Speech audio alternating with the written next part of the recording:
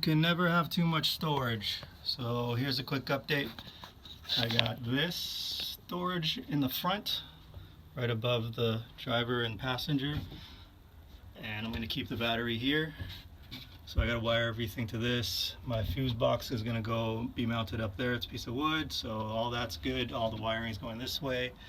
I upholstered everything up here with the puck lights, everything's upholstered. Got the fan, and then I just finished this. So I got 59 by 20 by 18, more storage, and voila! I'm going as fast as I can. This stuff is not easy. No right angles. Bed's going in next.